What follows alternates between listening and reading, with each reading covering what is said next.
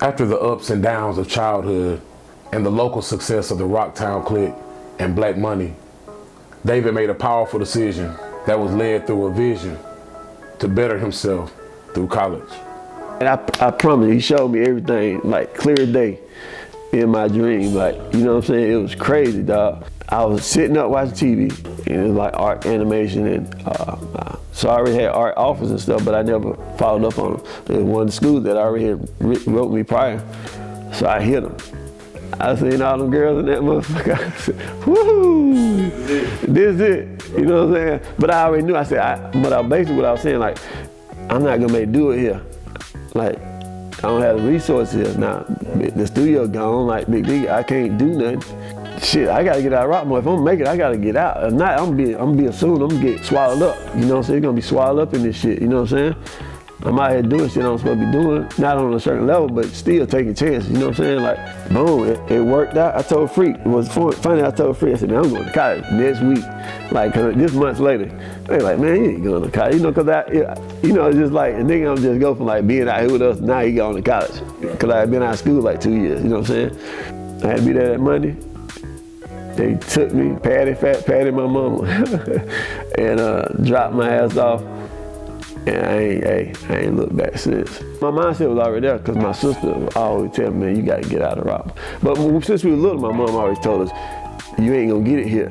If you're trying to dream or you're trying to get out, you gotta get out of here. You know what I'm saying? Because she had a chance to get out and work for the city. She worked for an attorney, you know what I'm saying? Like the first black Robert Benham. Back in Cartersville, he's the first black Supreme Court judge in Georgia in general, but she worked with him first when he started.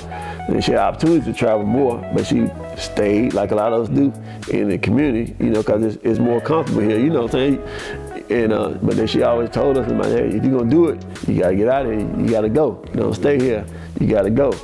College, Atlanta move, golden boy era, right? So day one, I arrived in Atlanta for college. Meet a very important guy that turned out to be in my life. Dude named EJ, Ill Minds, Eddie Johnson. As soon as I got dropped off, this dude was right at the steps, about to get, so somebody like to hit me or something like in the car, and he didn't even know me. This dude, he ran down, like, bro, what's up, bro?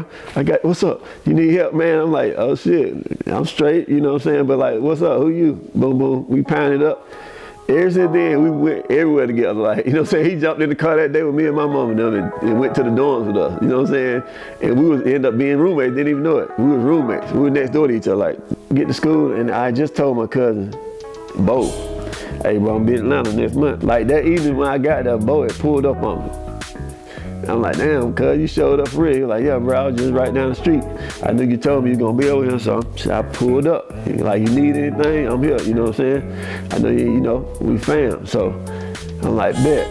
He was like, but we gotta get in the studio though, man. They had a group called SBP, and they was making some noise, you know what I'm saying? Had their situation, CD out and all that.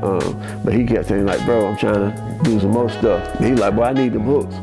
But I kept, you know, I'm in school, I'm like, girls everywhere, I'm caught up. I ain't even working on my music at this point because I'm just thinking I'm the playboy, you know what I'm saying? Like all these, they everywhere, bro. I'm talking about, it's crazy. You gotta imagine just living there now, not just visiting like every day there. So it was like crazy. He kept coming back like, bro, you gotta get in the studio, man, you tripping. I like, bet, I'm gonna go. He picked me up. We went to Old National, met a dude named Ray Hamilton, Slick Ray. He had the studio, so he had the tax offices, and then he had the studio in the back. And he had some producers in there. To me, they weren't that dope. You know what I'm saying? They was cool people. They wasn't on, they was older. They wasn't on no shit that we knew where the music was going. You know what I'm saying? I think Ray recognized that. So we did some shit. He was like, oh, this nigga hard. Like, you know, so okay. But he left because he was a hot boy. He was gone. He stayed there about 30 minutes. I'm like, this nigga don't like our shit, man. He gone. So the next day, both like, he wants to come back. So we went back. Did some more work. He was like, okay, this shit hard. This y'all. This is what we're gonna do. Y'all wanna do this shit? This y'all studio. I'm gonna put the bread behind it. Whatever y'all need, and we gonna make this shit roll. So first thing we said, we need a producer. This shit ain't it. This is like some New York shit. We need some of this down south shit. You know what I'm saying? And that's when the South was coming in strong, 98, 99. So we said, we got a producer. And Bo was like, man, you know, I've been talking to Brad, DJ Brad from Rome. And I was like, oh hell yeah, me and Brad had worked together before. He was doing his thing, his area. Plus he was a DJ, so he got a certain ear for music. So that just made his music song selection even more doper because he had that element as a DJ and a producer. So Brad moved. He moved up here. We were like, Brad, we got somebody for you. We got a studio. He started dropping records. We started building the bug. We were working on both projects. We had some little success with it, man. We were doing shows in Georgia, you know what I'm saying? Got on some little radio time. Did some commercials for a few restaurants, few times.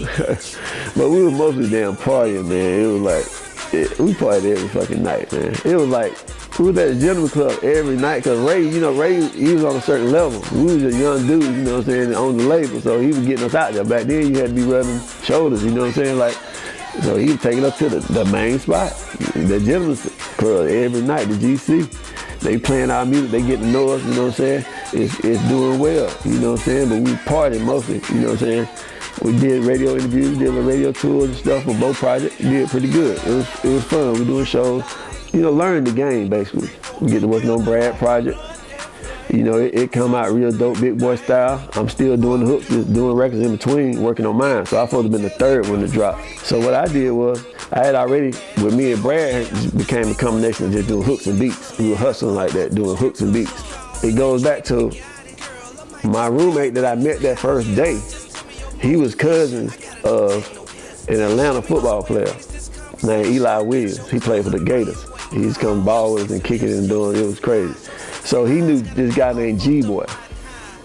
So if you know G-Boy, he managed JT, Waka Flocka, Gucci, Nicki, multiple other artists, that's what he do. So he was like, okay, I went one night with Morris Brown, he like, this G-Boy, I want you to meet. This JT was with him, JT Money. And that's right when I met JT and Morris Brown Homecoming, we wasn't even on no music shit then, it was just like kicking it, you know what I'm saying? Fast forward that later, so me and Brad doing hooks and beats. And it's so crazy because Beach Kane that was in my Rocktown click group, he is signed to Red Street label. He was supposed to be on the original It's 6 O'Clock Volume 1 with a song called What You Know About Atlanta. And then the Double XL did all these crazy, these New York editors, people who was critiquing the music. They were shooting out everything from the South, so they rearranged the whole project so it never came out. When they finally got out, I was going to the in-store signing at South DeKalb Mall. Went in there, we networked, cause we trying to get out there, like I got the beats and hooks. We finna hustle this. So I ran, G-Boy happened to be there. So I'm like, bro, you remember me, man, from my boy EJ? He was like, oh yeah, I remember you, boy, what's up? I'm like, man, shit, I'm doing these hooks. He was like, what it sounding like? Shit, I hit a few of them motherfuckers on them dogs. And then we left the in-store right then, I was in the studio that night. Like that night, I was in the studio. I thought he was bullshit. He was like, bro, let's go right now. He made some calls, we was in the studio right now, and at Infrared Studios. Shout out to Walt, and LJ and all of them. We was in the studio, man. They made a lot of big records out there at Infrared. So that next night, I was like, no, come on up here where we be trapping at, and let me hear some of my street shit, cause I know you got JT on your, you managing JT, he on fire. He came over, I'm like, shit, what I can give him? I gave him that Chevy Game. We begin to ride. Cause we had came up with it, my boy Ski from Rocktown back in years ago. We used to be in cars coming up with songs hook, but anytime they come up with a singing hook, he was like, all right, Nut, this you. Any singing me, do what the hell you want to do, it's you. Anytime we come with some singing, you know what I'm saying, that's Nut, you know what I'm saying? So, and then I end up taking a song from the Kenpo Clan and put that in the bridge. Bending on them 20-inch things, riding candy paint with the custom wood grain. And the shit just came together, and Brad went in there. Oh man, so JT heard that, he had a verse. He said, well, I already got a verse. I wrote this shit when I was locked up. I got a verse about this shit. Cause what about JT? This nigga is disciplined. Like, he had books like this, like real books with lyrics in them, like that he wrote. Like the book would be like a real hardback, but he wrote in them shit. He had piles of that shit. And so he would just put out songs. If you brought up something, he already got something wrote to it. And we killed that shit that night, man. I'm talking about we killed that shit. That next day, we was on the road with him. I'll never forget it. Me and Brad. Cause he was hot, he had Who That. He was finishing that leg on High Low and Super Chick. So that first Wednesday, we was in Savannah, Georgia, Frozen. It was like 5, 6 cities that weekend. And I remember that shit. It was like, oh, this shit is crazy. Like the crowd was crazy, man. And I wasn't performing yet, but I was up there. You know, they were getting me a feel of the shit. You know, getting us on the team. We came back home. All right, we going again. I'm like, oh, they fucking with us. Went back out on the road. One time, we was at Roy Jones, the boxer club. Star 60, he had a club called Star 69 in Pensacola. He said, all right, I'm gonna let you hit that shit tonight, bro. The Chevy Game, this is the first time we ever hit that shit. Man, we hit that shit. I gave it to their ass. Like, you know what I'm saying? It's win, lose, I gotta give them all I got. We tore that shit up. We hit it so hard, that nigga Roy Jones, that nigga took us to his house in the studio. He took us, this Roy Jones, this when he was at his prime. He had that record, y'all must have forgot. Cause he had just won another belt, right? He took, people don't even know this, he took me and JT and G-Boy from the club to his house. That's how hard we killed him with the Chevy Game. And we redid the remix of Y'all Must Have Forgot. You know what I'm saying? The remix was hard as hell. It never came, I don't know why, it was crazy. I ran into it a couple more times. You know, I know the politics of music, but I ran into it a couple more times. Y'all remember like, boy, he always do the cause I was doing all that high note shit on that, so that's his little joke with me. And man, we skipped that shit, man. Like killed it. Like, and that's when that shit was like, okay, this shit is a single. I mean, this new album about to drop, we finna put this shit out. So we went and took it to, it's funny how it came about. So they had to fly us to Miami, me, Brad, JT. But Brad, back then, that's what I'm saying, he was so creative. He was working on a groove box. Like, these niggas had MPs, Brad could work on that too, but he was so effective with his groove box, it gave him his own sound and he had mastered it so he could tweak that shit. But when we went to dump it in the mix studio, it wouldn't sync up. Like the shit wouldn't sync up so the sounds weren't coming out. So I think we was in Miami with Disco Rick and Ray Say. That was a big mix at the time. Ray Say, Disco Rick, he the one who had the song Your Mama on Crack Rock, but he managed KOD, now the King of Diamonds and all that down there in Miami. He with him and Luke and all them, they doing their thing in Miami.